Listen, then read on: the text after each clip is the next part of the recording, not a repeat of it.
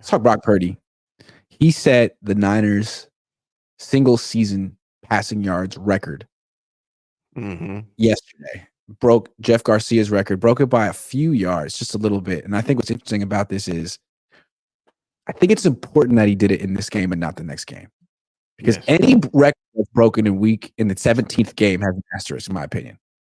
And this one was broken in the 16th game, which means this is a legit record.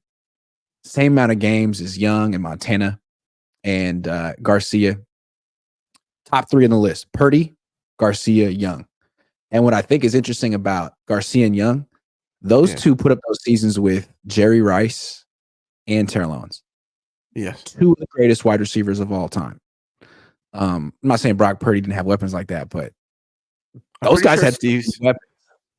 I'm pretty sure Steve's record was 15 games, though. I'm pretty sure. Oh, he missed one that season, didn't he? Because he was getting beat up a little bit. Yeah. That's why he's my guy. That's why he's my guy. Yeah, he's my favorite quarterback, too, for the 49ers. So he's my guy. Either way, it's fantastic. And I think Brock did it in way fewer passing attempts, 440 passing attempts, which is crazy. Now, it does speak to a couple things. And our boy Jesse, I think he brought it up on Twitter this morning. Shout out to Jesse. I think it is a bad record. We'll put it that way. Like, it isn't like an impressive, not bad, but it's like there's probably like 5 quarterbacks over the last 5 seasons that broke that record. I think it's 100. I think Jesse says 132nd overall. Yeah, it's kind of incredible that's the Niners. Yeah. It does speak like it's phenomenal that Brock Purdy did this in his full starting season. Don't get me wrong. But it also speaks to how bad the quarterback play has been for the 49ers over the last 23 years, especially in this new modern era where it's a straight passing league. It does speak to that too. But I mean, damn, man, like the story of Brock Purdy is crazy. I'm going to go ahead because I want to talk about that more too. But I think you have something. Well, I just want to point out, like, the league has changed a lot since Garcia threw for 4,100 yards in 2000. Like, I'm going back and looking at Tom Brady. Okay.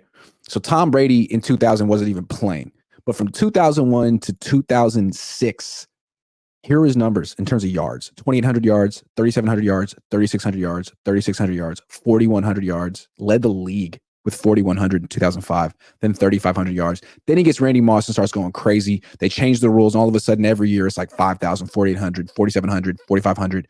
He goes nuts. But that all happened like post 2008. I mean, back in the mid 2000s, it just wasn't as easy to throw. Even Brady wasn't putting up numbers like that. So I don't know. I feel like Jeff Garcia putting up 4,100 yards in 2000 is a little bit different than Brock Purdy putting up 4,200 yards in 2023. Just because everyone does that stuff now, or at least the last year. Yeah, I mean, if these guys, if you're watching a different position back then.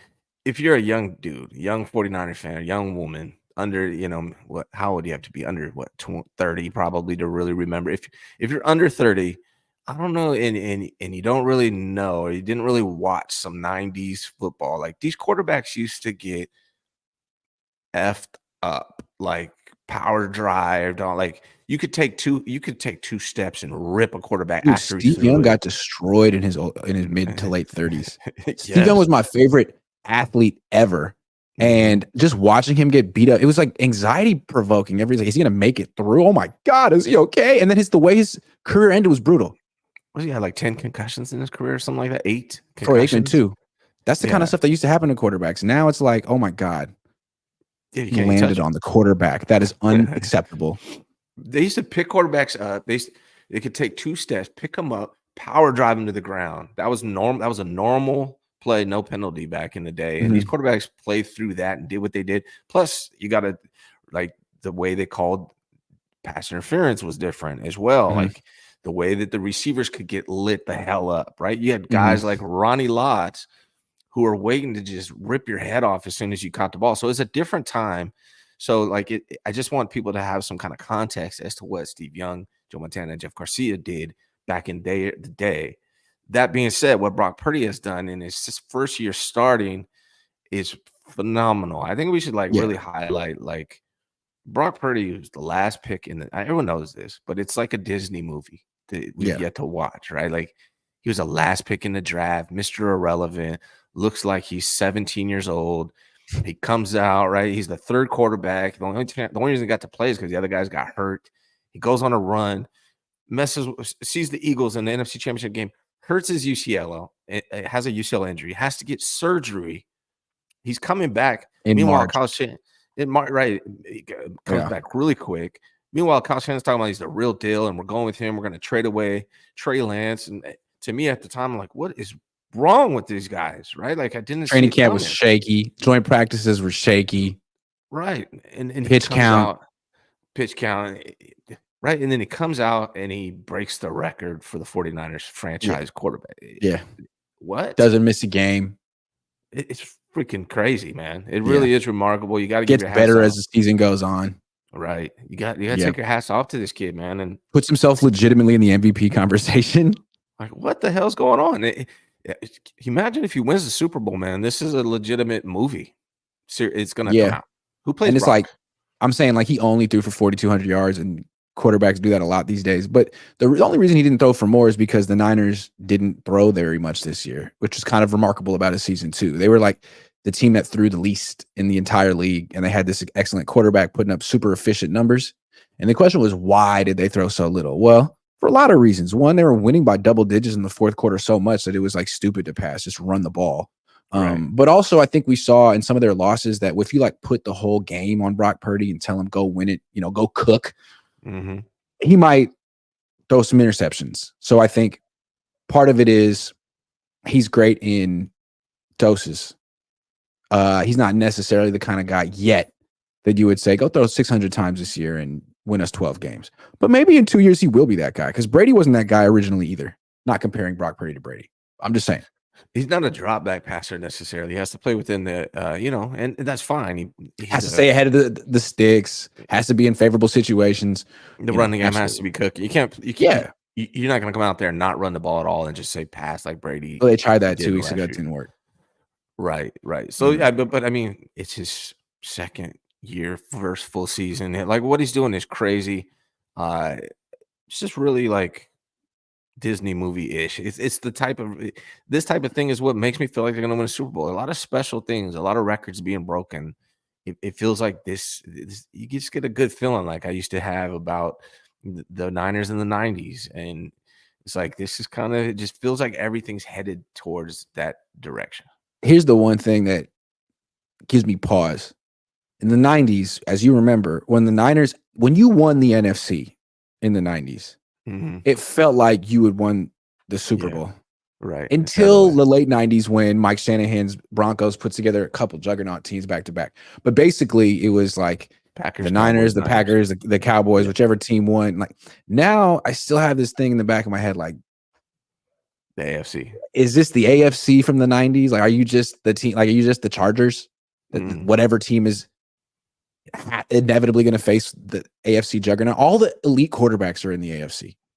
Part of what makes the NFC is there aren't great quarterbacks in this conference. Like Brock's the best quarterback in the NFC, or Dak, or probably Kirk if he was healthy. Stafford. Yeah, I mean Stafford. Yeah, I don't even know. And in the AFC, you just got all elite guys. Freaking top 5 quarterbacks over there. The one thing that's making me feel good, though, honestly, like if the Chiefs were cooking, if Patrick Mahomes was doing his thing and the Chiefs were doing good, I'd be scared about that. But the Ravens, I do have a little worry, but it's like we at least got a 50-50 chance with the Ravens. I feel like even as good as they are, it's at least 50-50 because of how good this team is.